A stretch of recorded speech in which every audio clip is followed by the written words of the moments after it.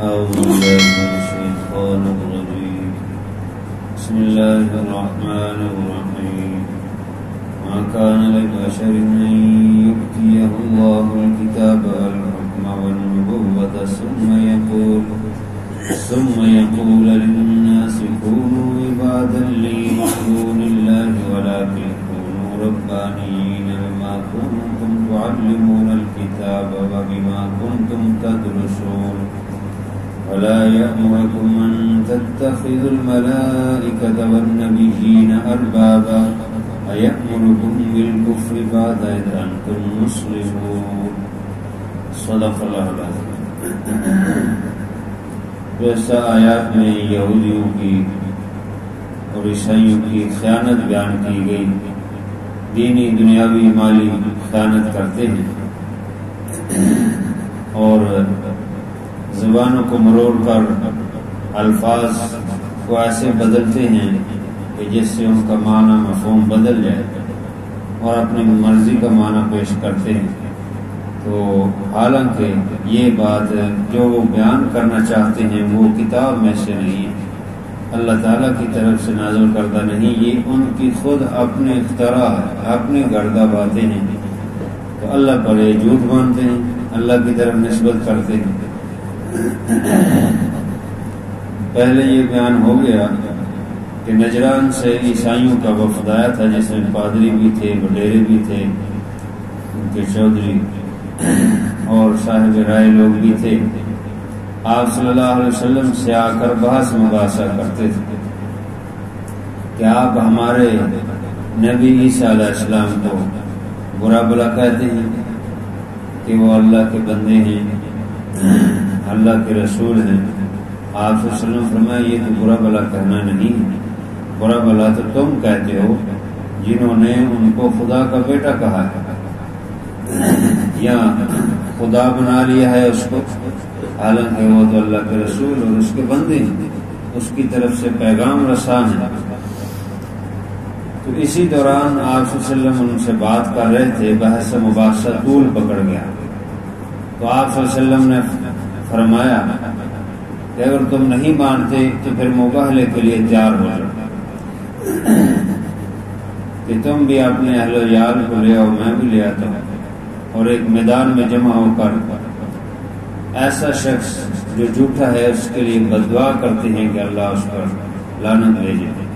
اور اپنا عذاب بھیجے. تو اس سے وہ ڈر گئے, معلوم تو ان کو تھا, پہچانتے تھے کہ یہ سچے نبی ہیں. تو انہوں نے جزیہ اور ٹیکس دینا پسند کیا, لیکن اس کے لیے وہ تیار نہ ہوئے. اسی دوران جب بات لمبی ہو گئی تو انہوں نے کہا کہ پھر کیا آپ یہ چاہتے ہیں کہ ہم آپ کی عبادت کریں, آپ کو خدا مان لیں اور آپ اپنی عبادت کروانا چاہتے ہیں ہم سے؟ اس طرح کی باتیں انہوں نے کی. اللہ رب العزت نے ان کو جواب دیا. بعض روایات میں ہے کہ کچھ دیر چونکہ یہ رہے نجران کا جو وفد ہے مدینے میں, تو وہاں ارد گرد کے جو یہودی تھے وہ بھی آ جاتے تھے جب بات ہوتی تھی یا آپ صلی اللہ علیہ وسلم کی مجلس ہوتی تھی, شامل ہو جاتے تھے. ایسے ہی ایک یہودی عالم ابو رافع وہ آیا اور اسی بحث کے درمیان جو ہے بات گفتگو کے دوران وہ بول پڑا اور اس نے کہا کہ اے محمد صلی اللہ علیہ وسلم کیا آپ چاہتے ہیں کہ ہم آپ کی عبادت کریں؟ اس پر اللہ تعالیٰ نے یہ آیات نازل فرمائی ما كان لبشر ان يؤتيه الله الكتاب والحكم والنبوة. نہیں ہے لائق کسی بشر کے, کسی انسان کو یہ کہ دے اللہ تعالیٰ اس کو کتاب, والحکم کتاب سے مراد قرآن ہے. جس کو اللہ تعالیٰ کتاب دیتا ہے وہ نبی ہوتا ہے, وہ نبی اور رسول ہوتا ہے, اور کائنات میں اس سے بڑھ کر کوئی ہستی نہیں ہوتی. اس کو جتنی اللہ تعالیٰ نے صلاحیتیں دی ہیں, سمجھ دی ہے, شعور دیا ہے اور اللہ کی عبادت اور قرب دیا ہے, وہ کسی اور کو نہیں ہوتا. تو یہ انبیاء کا سلسلہ اور آخری نبی حضور علیہ السلام ہیں. تو آپ کو سب سے بڑھ کر اللہ کا قرب حاصل ہے اور اللہ تعالیٰ کی طرف سے یہ نبی اور رسول ہونے کے ساتھ ساتھ یہ جو منصب ہے ایک اعزاز بھی دیا گیا جو کسی کو نہیں ملا، وہ ختم نبوت کا اعزاز آپ کو دیا گیا۔ تو جب نبی کو جس کو کتاب دی جاتی ہے وہ نبی ہوتے ہیں، رسول ہوتے ہیں، اور وہ اللہ کے بہت قریب ہوتے ہیں۔ والحکمہ، اور حکمت دی گئی ان کو، سمجھداری دانائی سب سے بڑھ کر نبی کو دی جاتی ہے۔ والنبوت، اور نبوت دی گئی، یعنی اللہ تعالیٰ فرما رہے ہیں کہ اتنا بڑا عہدہ دیا گیا جس کو، اتنا بڑا منصب جس کو دیا گیا، وہ اس کے لیے اس کے لائق نہیں کہ ثم یقول للناس کونوا عبادا لی من دون اللہ، پھر وہ لوگوں سے کہے کہ ہو جاؤ عبادت کرنے والے میری اللہ کے علاوہ، اللہ کو چھوڑ کر میری عبادت کرو۔ یہ کسی بشر، یعنی ایسا بشر جس کو کتاب، حکمت اور نبوت دی گئی، عام بشر مراد نہیں۔ انبیاء جو ہے وہ بھی بشر ہوتے ہیں، یعنی انسان ہوتے ہیں، لیکن ان کو نور نبوت بھی دیا جاتا ہے، اور وہ عام بشر نہیں ہوتے۔ یہ نہیں کہہ سکتے کہ وہ ایک عام انسانوں کی طرح انسان نہیں، ہاں وہ انسان تو ہیں لیکن افضل انسان، اعلیٰ اور اکمل انسان، بشر تو ہیں لیکن افضل البشر ہے، سارے بشر اور انسانوں میں سے سب سے اعلیٰ اور اکمل ہیں۔ حضور علیہ السلام کے بعد ایک شخص نے آ کر عائشہ سے پوچھا آپ صلی اللہ علیہ وسلم کے بارے میں، تو آپ حضرت عائشہ رضی اللہ عنہ نے فرمایا کہ آپ انسانوں میں سے ایک انسان تھے، اور اللہ تعالیٰ نے اخلاق عالیہ سے نوازا تھا، اور فرمایا کہ سارے کا سارا قرآن وہ نبی پاک صلی اللہ علیہ وسلم کے اخلاق ہیں جو اللہ تعالیٰ نے ذکر فرمائے۔ تو بشر تو ہوتے ہیں لیکن اعلیٰ، اکمل، افضل، اور سب سے بڑھ کر اللہ تعالیٰ ان کو علم و حکمت اور نبوت، سب سے بڑا منصب نبوت اور رسالت وہ عطا فرماتے ہیں۔ اس لیے یہ نہیں کہہ سکتے کہ انبیاء جو ہے وہ بشر نہیں ہے، انسان نہیں، ہاں ان کو عام انسانوں کے ساتھ بھی نہیں ملا سکتے، اللہ تعالیٰ کے خاص قرب ان کو حاصل ہوتا ہے۔ اس اعتبار سے ان کو کہا جا سکتا ہے کہ اللہ تعالیٰ نے ان کو نور نبوت عطا فرمایا ہے، اور سب سے بڑا نور جو ہے اللہ تعالیٰ نے نبوت، اور ان کی دل کی آنکھیں اللہ تعالیٰ نے دل کا نور عطا فرمایا ہے جس کے ذریعے سے وہ اللہ تعالیٰ کا قرب حاصل کرتا۔ تو کسی ایسے انسان کے لیے، ایسے بشر کے لیے جس کو اللہ تعالیٰ اتنا بڑا عہدہ اور منصب دے، نبوت و رسالت جیسا ہے، پھر وہ کہے کہ اللہ کے علاوہ میری عبادت کرو، یہ کیسے ممکن ہے؟ یہ یہود و نصارہ کو اصل میں کہا جا رہا ہے، جنہوں نے یہ اعتراض کیا کہ آپ صلی اللہ علیہ وسلم سے اس گفتگو کے دوران، تو اللہ تعالیٰ نے جواب دیا ہے کہ یہ ممکن نہیں ہے۔ ان نبوت و رسالت جن کو عطا کی گئی ہے اللہ تعالیٰ کی نگرانی ہوتی ہے، وہ معصوم ہوتے ہیں، ان سے ممکن نہیں کہ وہ کوئی ایسی بات کہے جو شرکیہ، کیونکہ ایسا کہنا یہ تو بہت بڑا شرک ہے، اور ان شرک لظلم عظیم، شرک بہت بڑا ظلم ہے، سب سے بڑھ کر ظلم شرک ہے۔ اس لیے اللہ رب العزت نے ان کو جواب دے دیا کہ ایسی کوئی بات نہیں ہے، تم غلط یہ بات کر رہے ہو،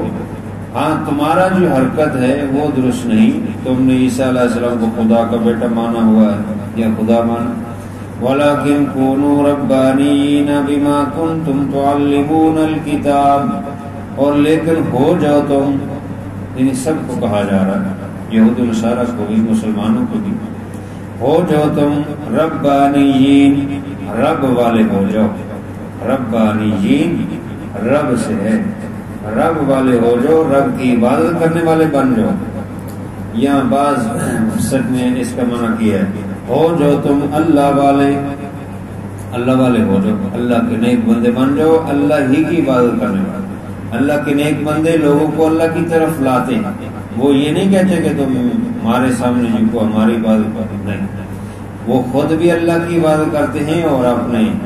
احباب کو بھی یہی لوگوں کو بھی یہی حکم دیتے ہیں کہ اللہ کی طرف آئے. تو اس لیے اللہ تعالیٰ نے جمع کا صیغہ لگا ولیکن کونوا ہو جو تم سب کے ساتھ اللہ والے بما کنتم تعلمون الکتاب اس وجہ سے جو تم سکھاتے ہو کتاب تم جو سکھاتے ہو لوگوں کو بتاتے جو کتاب دی گئی ہے تو اس میں یہی لکھا ہے کہ اللہ کی عبادت کرو یہی تمہیں تعلیم دی گئی وَبِمَا كُنْتُمْ تَدْرُسُونَ اور اس وجہ سے کہ جو تم پڑھاتے ہو کتاب پڑھتے ہو اس میں جو سیکھنا سکھانا کرتے ہو تو اس میں اللہ تعالی نے جا بجا یہی کہا ہے کہ اللہ کی عبادت کرو اس کے سامنے لکھو وَاعْبُدُوا اللَّهَ مُخْلِصِينَ لَهُ الدِّينَ خالص ہو کر اللہ کی عبادت کرو